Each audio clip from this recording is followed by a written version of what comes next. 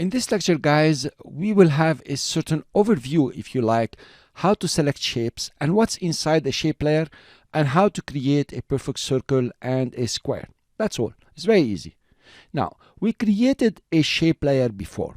If you select the shape layer, you will notice the binding box of the shape layer. I will put the stroke to 0 so you can see it clearly. So you notice these small squares around.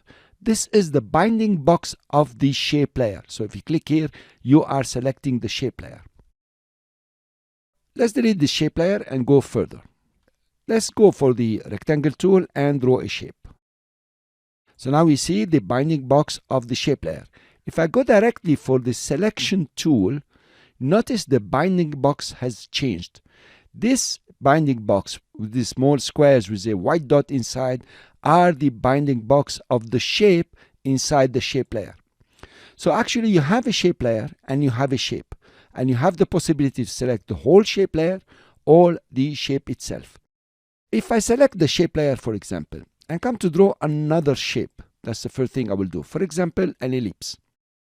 You notice that tool creates shape is highlighted, meaning while the shape layer is selected and the star here is highlighted, if you create a shape, it will be a real shape in the same layer. But if you move to the next one, tool creates mask, then you will not be creating a shape and you will be masking the shape layer. This is not the subject for now. Just make sure that you have tool creates shape always selected for now. While the shape layer is selected, you can click and drag and to create a different shape. Here you are.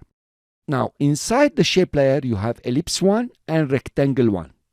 If I select the shape layer and give it a stroke, for example, 10, now I changed the stroke for all the shapes inside the shape layer. Same for the color, if you like. You notice? For all of them. But I will undo the stroke. If with the selection tool, I select ellipse 1, here is it selected, and change the stroke, you will notice that I'm changing the stroke only for ellipse 1. If I select rectangle 1, I can change the stroke for rectangle 1. Here you are. Okay? So you have the possibility to select a shape inside the shape layer. Are we agreeing on that, guys? So it's very important to learn to decide what are you animating. Let me put it up.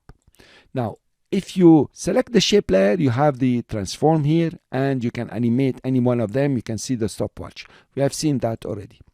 But if you select an ellipse 1 or the rectangle 1, if you twirl down, you notice you have rectangle 1, stroke, fill. These are the usual stroke, fill here. And you have transformations or animations for rectangle 1. If you twirl down path 1, you can adjust the shape. Notice how the shape is selected here. So you can adjust the size if you like, and you adjust the position inside the shape layer. Of course, you can add some roundness if you like to. We'll see that also. And you can come to the transform rectangle and even create animations using the transform rectangle, which is a subject we will tackle later on when we're doing compound and complex shapes. So pay attention to what you are selecting. In the ellipse 1, you will notice inside the ellipse 1, you have size and position. Of course, you don't have roundness, and you can adjust the size of the ellipse. So, like this, you have selected the shape layer, and like this, you have selected the shape. You notice the binding box inside the shape layer. Let's delete this one. I'll show you how to create a perfect circle. If you click and drag, press shift, you have a perfect circle. You notice, guys, let's put the stroke to 2, it will be nicer. So this is the way to create a perfect circle. Fine. I will undo this one. And let's go back to rectangle. If you click and drag, you create a rectangle. If you press shift, then you will create a square. As simple as that. You can come and play with the polygon tool. If you click and drag, you create a polygon. If you come inside the shape layer, you notice there is polystar. And then in the polystar here, if you twirl down, you will notice all the properties for a polystar. You can have it as polygon or star. Simple. You can add points, for example. Here you are. You can animate this also. And if you want a rectangle, you make it 3 points. You can adjust the position. You can adjust the rotation the way you would like. Let's put it at 0. So you have a straight rectangle, and there is the inner radius, and you have the outer radius. Here you are. And you have the inner roundness. If you like to play with it, it does something very nice. And the outer roundness. Okay.